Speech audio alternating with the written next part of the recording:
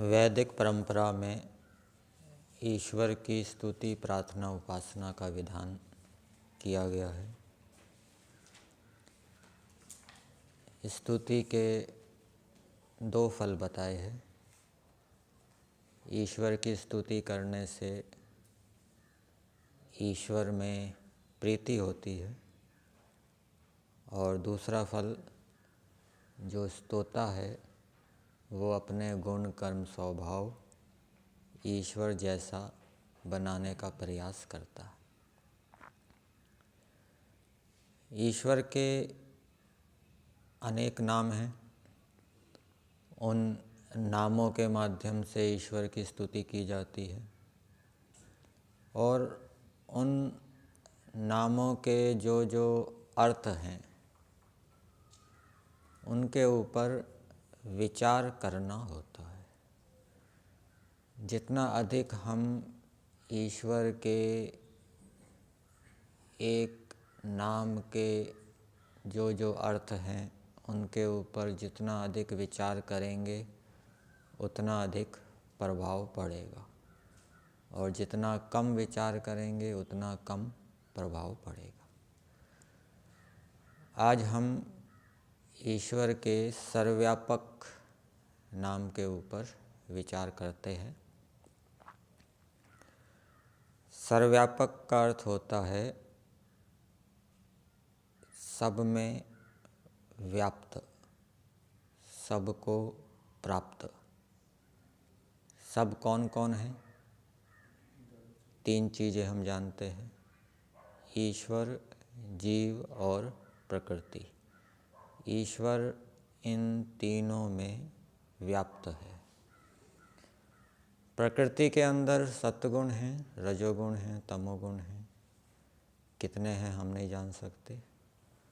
प्रलय अवस्था में ऐसा बताया जाता है कि वो तीनों गुण अलग अलग रहते हैं, और ईश्वर उन सब के अंदर व्यापक रहते हैं। जब सृष्टि का समय आता है तो व्यापक होते हुए ही अपनी शक्तियों से उन गुणों को गति देते हुए अनेक कार्य पदार्थों को बनाते हैं। दूसरी चीज़ है संसार। संसार के अंदर जड़ पदार्थ हैं और चेतन प्राणी हैं। जड़ पदार्थों के भी दो विभाग हो जाएंगे। कुछ पदार्थ सूक्ष्म हैं, कुछ पदार्थ स्थूल हैं। प्राणियों में भी कुछ प्राणी सूक्ष्म हैं, कुछ प्राणी स्थूल हैं। तो इनके अंदर भी परमेश्वर व्याप्त है। जड़ पदार्थों में जैसे सूक्ष्म पदार्थ ईश्वर प्रकृति से महतत्व बनाते हैं, महतत्व से अहंकार बनाते हैं, अहंकार से 5 ज्ञानेंद्रियाँ, कर्मेंद्रियाँ, एक मन, 5 तन्मात्राएँ बनाते हैं। 5 तन्मात्राओं से 5 स्थूल भूत बनाते हैं। तो इन सब के अंदर परमेश्वर व्याप्त है। हमारे पास एक सूक्ष्म शरीर है और एक स्थूल शरीर है। सूक्ष्म शरीर में 5 ज्ञानेंद्रियाँ, 5 कर्मेंद्रियाँ, 5 तन्मात्राएँ, मन, बुद्धि और अहंकार, ये 18 तत्व बताए जाते हैं। तो इन सूक्ष्म शरीर के घटकों में, अवयवों में परमेश्वर व्याप्त है। जैसे हमारे सूक्ष्म शरीर में व्याप्त है, वैसे ही दूसरे प्राणियों के पास भी सूक्ष्म शरीर है, उनके अंदर भी परमेश्वर व्यापक है। फिर दूसरा, जड़ विभाग में स्थूल जगत है। परमाणुओं से 60 परमाणुओं का मिलकर एक अणु बनता है, 2 अणुओं को मिलकर द्व्यणुक बनता है। इस प्रकार से आगे स्थूल जगत होता जाता है, त्रसरेणु आदि आदि।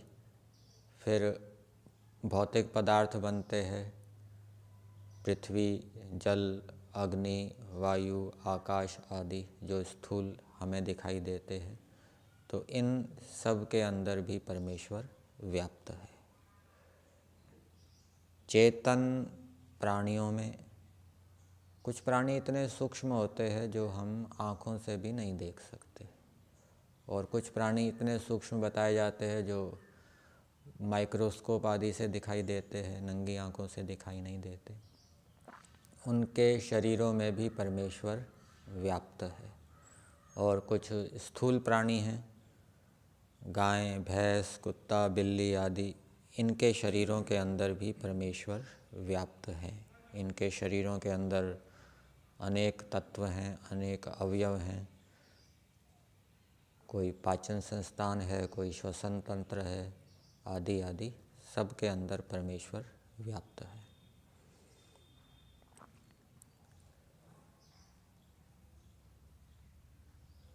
जब हम बाहर आकाश में देखते हैं, ये हमारा पृथ्वीलोक है।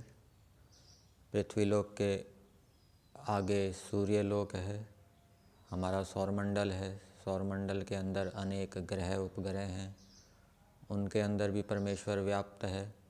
और उनके बीच में जो खाली स्थान है, उनके अंदर भी परमेश्वर व्याप्त है। जितनी भी सृष्टि है वो आकाश के अंदर है, परमाणु वाले आकाश के अंदर सृष्टि है। तो उस परमाणु वाले आकाश में भी परमात्मा व्याप्त है, और उस आकाश के अंदर जितने भी सौरमंडल हैं, जितनी भी आकाश गंगाएं हैं, आकाश गंगाओं के बीच में जितना भी स्थान है, उन सब में परमेश्वर व्यापक है। और इस सृष्टि से बाहर भी परमेश्वर है। कौन से वेद के मंत्र में बताया? एतावानस्य महिमा अतो ज्यायांश्च पुरुषः पादोस्य विश्वभूतानि त्रिपादस्यामृतम दिवि। और ऋषि दयानंद जी ने एक जगह लिखा है कि ये सारी सृष्टि ईश्वर के सामने परमाणु के तुल्य भी नहीं है। तो सृष्टि के अंदर तो परमेश्वर व्याप्त है ही, और सृष्टि से बाहर भी परमेश्वर व्याप्त है। जब हम अपने शरीर को देखते हैं, शरीर के अंदर सिर है, हाथ है, पैर है, पेट है, छाती है, इन सब में परमेश्वर है। शरीर के अंदर के अवयवों को देख लीजिए, हृदय है, लीवर है, गुर्दा है, मांसपेशियां हैं, छोटी आंत है, बड़ी आंत है। और शरीर के अंदर जो प्राण चल रहे हैं, उन प्राणों के अंदर भी परमेश्वर व्याप्त है। जैसे मेरे शरीर के अंदर परमेश्वर शरीर के सब घटकों में व्याप्त है, इसी प्रकार से दूसरे के शरीरों में भी परमेश्वर विद्यमान है। और उनके शरीरों के जो अवयव हैं, उनके अंदर भी परमेश्वर व्याप्त है। और परमेश्वर की व्यापकता खंडित नहीं है। ऐसा नहीं है कि एक सौरमंडल, दूसरा सौरमंडल, सौरमंडल में परमेश्वर व्यापक है, फिर बीच में ईश्वर ना हो, फिर दूसरे सौरमंडल में परमेश्वर हो, अथवा एक आकाश गंगा में परमेश्वर व्यापक हो, फिर दूसरी आकाश गंगा, दो आकाश गंगाओं के बीच में जो स्थान है वहाँ पर परमेश्वर ना हो, दूसरी आकाश गंगा में हो। ऐसा भी नहीं है, क्योंकि ईश्वर अखंड है, खंडित नहीं है, एक है, अखंड है। इस कारण से परमेश्वर सर्वव्यापक है।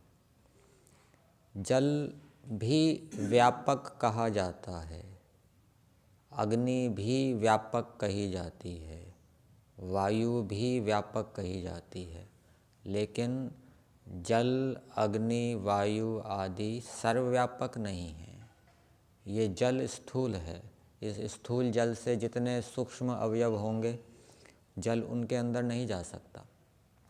मन के अंदर जल नहीं जा सकता, इंद्रियों, सूक्ष्म इंद्रियों के अंदर जल नहीं जा सकता, सूक्ष्म इंद्रियों के अंदर अग्नि नहीं जा सकती, सूक्ष्म इंद्रियों के अंदर वायु नहीं जा सकती। ये वायु आदि पदार्थ, जल, सूर्य का प्रकाश, ये व्यापक तो है लेकिन सर्वव्यापक नहीं है। और जल भी पृथ्वी में भी एक देश विशेष तक व्यापक रहता है, कहीं पर जल नहीं होता, कहीं पर जल होता है। तो जितने स्थान पर जल होता है उतने स्थान पर वो व्यापक रहता है। एक होता है व्याप्य व्यापक संबंध। व्याप्य किसको कहते हैं? जो जिसके अंदर कोई चीज़ विद्यमान होती है, जिसको कोई चीज़ प्राप्त होती है, उसको कहते हैं व्याप्य। और प्राप्त होने वाली चीज़ को कहते हैं व्यापक। तो ईश्वर व्यापक है, सूर्य व्याप्य है। ईश्वर व्यापक है, पृथ्वी व्याप्य है। ईश्वर व्यापक है, जल व्याप्य है। ईश्वर व्यापक है, अग्नि व्याप्य है। तो इस प्रकार से व्याप्य व्यापक संबंध हमें समझना चाहिए। जो वस्तु जिसमें व्याप्त होती है, अर्थात जो वस्तुएं आपस में व्याप्य व्यापक संबंध से जुड़ी होती है, उनको एक कहा जाता है। ईश्वर जीवात्मा में व्यापक है, इसलिए ईश्वर और जीव एक है। मिट्टी घड़े के अंदर व्यापक है, इसलिए मिट्टी और घड़ा एक है। इसलिए ये भी कह दिया जाता है कि ये तो मिट्टी है। लेकिन वहाँ पर वैधर्म्य भी देखना चाहिए। यद्यपि व्याप्य व्यापक दृष्टि से जीवात्मा और ईश्वर एक है, लेकिन उनके जो गुण कर्म स्वभाव हैं उनमें भेद है। उन भेद की दृष्टि से वो अलग अलग भी हो जाते हैं। अब कोई ऐसा प्रश्न कर सकता है कि ईश्वर सर्वव्यापक क्यों है?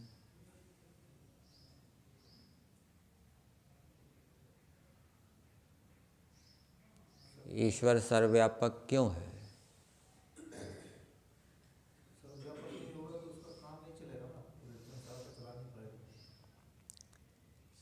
अग्नि गर्म क्यों है? तो स्वभाव के विषय में कोई प्रश्न नहीं किया जाता। निमित्त के विषय में प्रश्न किया जा सकता है। ये पानी गर्म क्यों है? पानी का स्वभाव तो ठंडा है, शीतल है, तो ये पानी गर्म क्यों है? अग्नि के प्रवेश के कारण है गर्म। आत्मा, ये जीवात्मा गड़बड़ क्यों करता है? निमित्त के कारण से। यद्यपि आत्मा स्वभाव से पवित्र है, वहाँ पर यह प्रश्न नहीं बनेगा कि जीवात्मा पवित्र क्यों है। ये प्रश्न बन जाएगा कि जीवात्मा गड़बड़ क्यों करता है, झूठ आदि क्यों बोलता है। तो वो निमित्त के कारण बन करता है। निमित्त कौन सा है? अविद्या के कारण वो निमित्त से अपवित्र हो जाता है, वो गड़बड़ी करता है। अब हम जब ईश्वर की सर्वव्यापकता की तुलना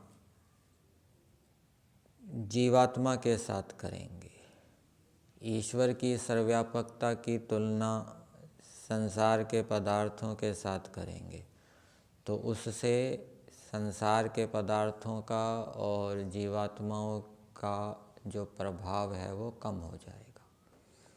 जीवात्मा एक देशी है, अणुरूप है, ईश्वर सर्वव्यापक है।